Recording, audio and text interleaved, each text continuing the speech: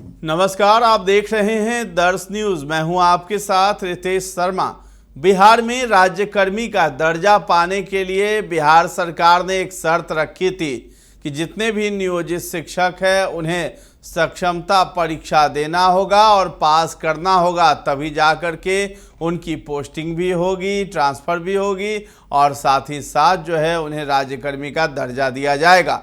तो राज्यकर्मी का दर्जा पाने के लिए लंबी लड़ाई लड़ रहे हैं शिक्षक और अभी तक जो है ट्रांसफ़र पोस्टिंग की पॉलिसी तो आ गई है, लेकिन अभी जो है ट्रांसफ़र पोस्टिंग की नहीं गई है और ये पॉलिसी आई है उस पर भी खूब ज़्यादा विवाद हो रहा है, क्योंकि इससे भी जो पुरुष शिक्षक हैं खासकर वो संतुष्ट नहीं दिखाई दे रहे हैं। लेकिन इसी बीच जिन्होंने सक्षमता परीक्षा 2 दिया है उनके लिए जो है फिर से एक बुरी खबर आ गई है, यानी स्थानीय निकाय शिक्षकों की दूसरे चरण की सक्षमता परीक्षा के अंतर्गत 7 विषयों की परीक्षा दोबारा आयोजित की जाएगी।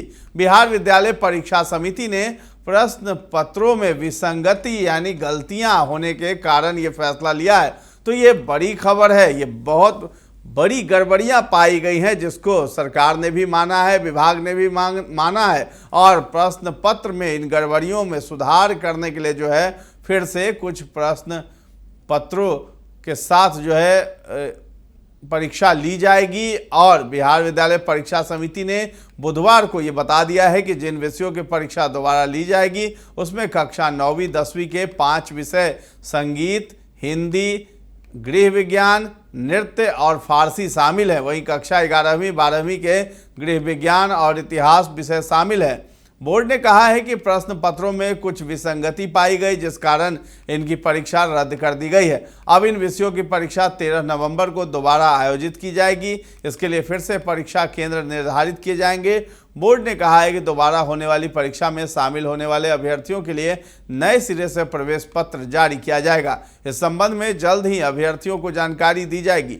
बोर्ड ने दोबारा परीक्षा आयोजित करने के संबंध में सभी जिला शिक्षा पदाधिकारी और जिला कार्यक्रम पदाधिकारी को सूचना भेज दी है। मालूम हो कि दूसरे चरण की सक्षमता परीक्षा के अंतर्गत 26 अगस्त को कंप्यूटर बेस्ड टेस्ट के माध्यम से इन विषयों की परीक्षा आयोजित की गई थी। अब जो है ये जो गड़बड़ियां आई हैं इसको लेकर के खूब ज़्यादा बवाल मच रहा है। शिक्षक तो बवाल मचा ही रहे, लेकिन जो है कांग्रेस के यानी बिहार कांग्रेस के मुख्य प्रवक्ता हैं राजेश राठौर, उन्होंने एक वीडियो डाला है, 1 मिनट का वीडियो उन्होंने डाला है सोशल मीडिया प्लेटफॉर्म एक्स पर और उसमें उन्होंने लिखा है कि अक्षम सरकार को सक्षम शिक्षक चाहिए, अंधेर नगरी चौपट राजा। तो ये बड़ा सवाल उठा दिया है कांग्रेस के प्रवक्ता राजेश राठौर ने। उन्होंने अक्षम सरकार यानी सरकार जो है अक्षम है, कुछ भी नहीं कर पाती है और उनको जो है सक्षम यानी टैलेंटेड शिक्षक चाहिए, तो अंधेर नगरी चौपट राजा। तो इस पर क्या कुछ कहते हुए राजेश राठौर नजर आ रहे हैं, आप भी सुनिए। अक्षम सरकार को सक्षम टीचर चाहिए। हम इसलिए कह रहे हैं कि शिक्षकों की क्षमता परीक्षा 26 अगस्त को ली गई और आज अखबार में देख रहे हैं कि बिहार विद्यालय परीक्षा समिति यह कह रहा है कि प्रश्न पत्र में विसंगतियों के कारण उसे रद्द किया गया है और फिर आने वाले समय यानी कि नवंबर में दोबारा क्षमता परीक्षा ली जाएगी। जो सरकार प्रश्न पत्र ठीक से नहीं बना सकती, जो सरकार प्रश्न ठीक से नहीं पूछ सकती, वो सही जवाब जानने का अधिकारी नहीं है।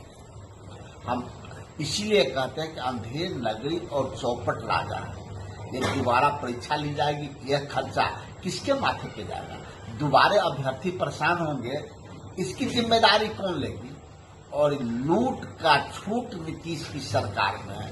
फिर क्वेश्चन छपाई होगा, सेंटर लोकेट होगा, सेंटर पे खर्चा आएंगे, प्रश्न पत्र तैयार होगा, आंसर पत्र तैयार होगा और इस सब में भारी कमाई बिहार विद्यालय परीक्षा समिति के आला अधिकारी कमाएंगे और परेशान कौन होगा? जनता। पैसा किसकी जा रही है? जनता की। तो नीतीश के राज को इसलिए कहते हैं हम लोग कि लूट की छूट है, अंधेर नगरी और चौपट राजा है। तो राजेश राठौर प्रवक्ता साहब ने कह दिया है कि सरकार जो है फालतू के पैसे खर्च कर रही है, शिक्षकों के पैसे खर्च होंगे और ये सब चीज़ प्रश्न पत्र जब छापने नहीं आता है तो छापते क्यों हैं, और फिर गलतियां होती है तो फिर दोबारा जो है परीक्षा लेने की बात कर रहे हैं और सारा भार जो है शिक्षक पर ही जाएगा। वो बेचारे दोबारा परीक्षा देंगे और जो गलतियां हुई हैं उसमें खर्च भी सरकार के ऊपर ही आएगा, क्योंकि प्रश्न पत्र छापेंगे और फिर परीक्षा लेंगे। तो ये सब चीज़ पर राजेश राठौर आरोप लगा रहे थे सरकार पर और सरकार को अक्षम साबित कर रहे थे। तो आपको बता दें कि दूसरे चरण की सक्षमता में 85,000 से अधिक अभ्यर्थी दूसरे चरण की सक्षमता परीक्षा इस वर्ष 23 से 26 अगस्त के बीच आयोजित की गई थी, जिसमें 85,000 अभ्यर्थी शामिल हुए थे। राज्य के 9 जिलों में इसके लिए केंद्र भी बनाए गए थे। माना जा रहा है कि अब रिजल्ट आने में विलंब होगा, क्योंकि दोबारा 7 विषयों में परीक्षा ली जा रही है। इन 7 विषयों की परीक्षा होने के बाद एक साथ दूसरे चरण की सक्षमता का रिजल्ट जारी किया जाएगा। ऐसे में संभावना है कि नवंबर के आखिर या फिर उसके बाद ही परिणाम जारी होंगे। तो फिलहाल इस खबर में इतना ही है। दर्श न्यूज के साथ बने रहें और अभी तक हमारे चैनल को आपने सब्सक्राइब नहीं किया है तो जरूर कर लें। धन्यवाद।